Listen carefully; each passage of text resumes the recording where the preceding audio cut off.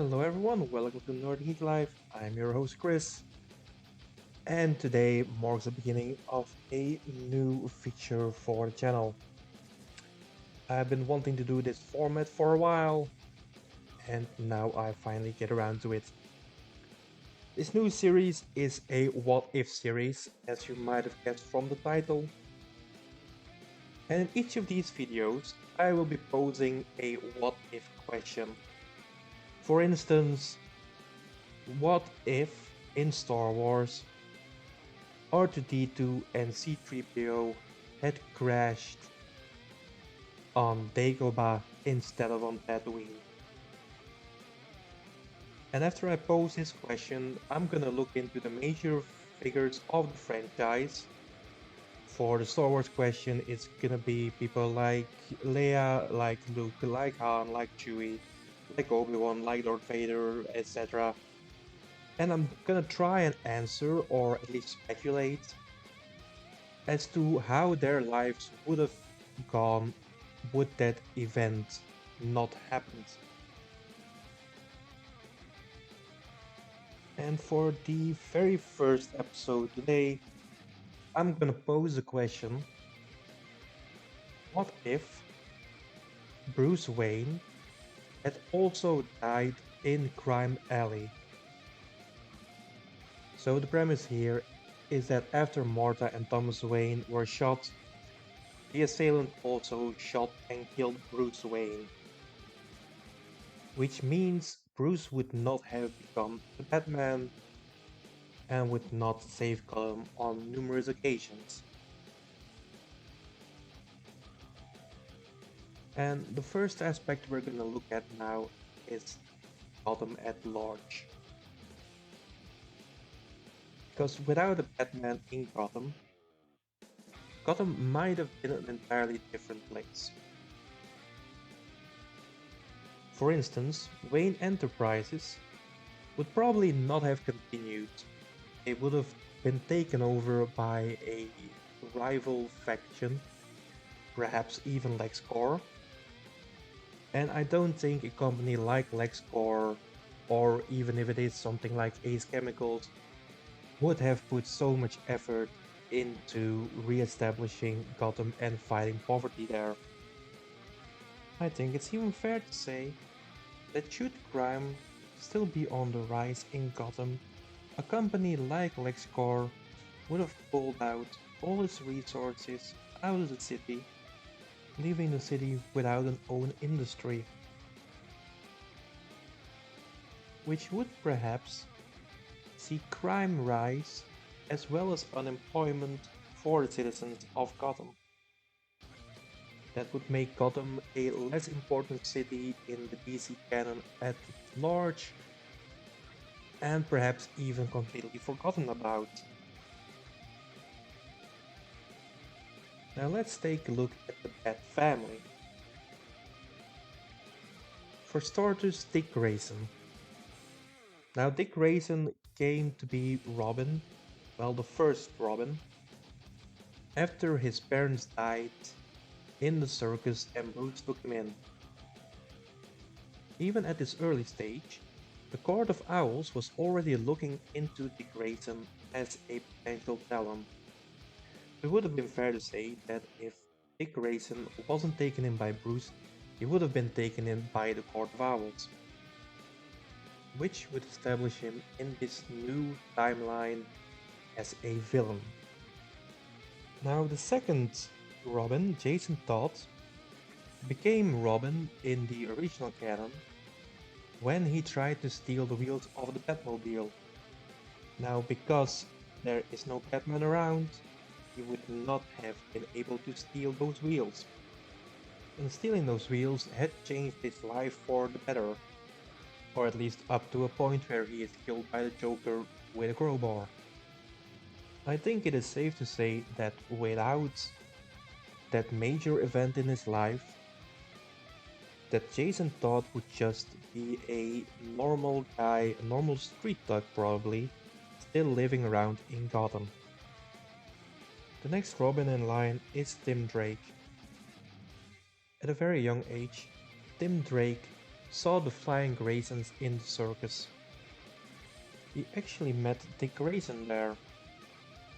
After he saw Dick Grayson as Robin perform a special move on live TV, Tim connected the dots and figured out that Dick Grayson was Robin and that by extension Bruce Wayne is Batman.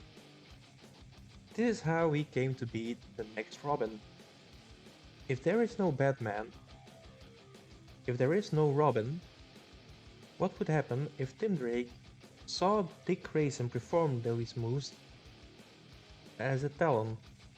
I believe, due to the reverence Tim Drake had for Dick Grayson, it is completely logical that Tim Drake would also be recruited by the Court of Owls, making him a Talon right next to Dick Grayson. The final Robin I want to talk about is Damian Wayne.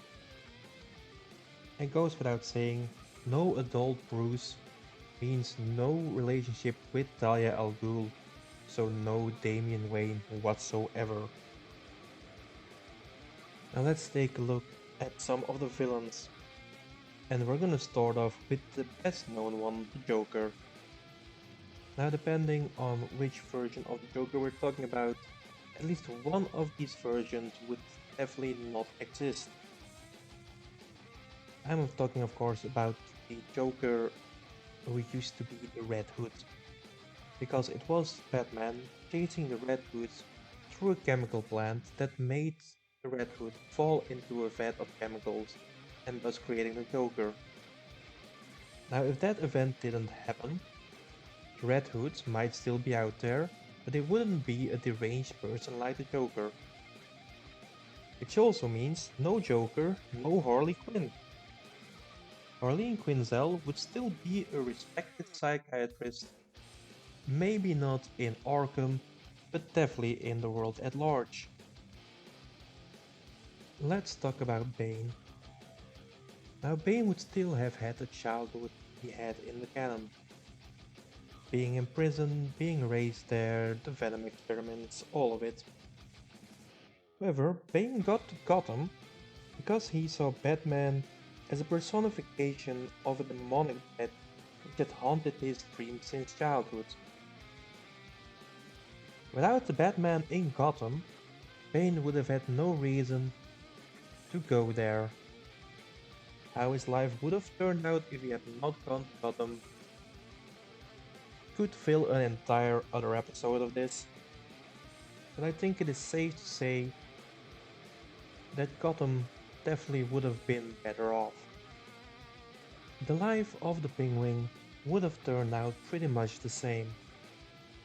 Would have still been a thief, climbed his way up to the ladder in the mob, and run his own criminal organization in Gotham. Perhaps he would have even been able to expand his organization outside of Gotham and to America at large. With no Batman reining him in from time to time, Cobblepot would have had more free reign in Gotham and beyond, making him perhaps one of the people who would have benefited the most. The Riddler is a different story. He only got into crime because of Batman. Sure, he was a circus artist, hustling people out of their money, and being very good at cheating at the games that he participated in. However, he only got into crime because he thought Batman was a worthy adversary to test his mental acuity against. Without Batman, it would be safe to say that Edward Nygma would still be working at the carnival, hustling people out of their money. Let's take a look at Harvey Dent, aka Two-Face. Now Two-Face was a young district attorney who got mutilated when a mobster threw acid in his face during a trial. Now the question is, would Harvey Dent still have been a district attorney? Because it was Bruce Wayne who heavily supported Harvey Dent's campaign to run for the office of district attorney. If Harvey hadn't had Bruce his finances, and his support to back him up, could he still have gotten the position of district attorney? He could have lost that election and would not have been in position to get the acid thrown into his face, which would have made him just a regular lawyer out and about in Gotham and definitely not a supervillain. The last villain I want to talk about is Scarecrow. Now, I do believe that Scarecrow would still end up at the wrong side of the law, because it wasn't so much Batman that threw him into the Scarecrow persona as it was the traumas of his childhood. Even without Batman, Jonathan Crane would still have gone into psychology, he still would have gotten a job at Arkham Asylum, where he started experimenting on the prisoners. Perhaps without Batman to oppose him, Scarecrow would have made Arkham his very own, perhaps under the tutelage of Hugo Strange, but it is safe to say that Crane would not have been an inmate of the asylum as much as he is now. Now I know I could go further into detail and dredge up a lot more characters from the Batman series. However, I think I've taken up enough of your time already. If you yourself have any suggestions about what would have happened with some of the other characters, or even the characters on this list, pop them down in the comment section below.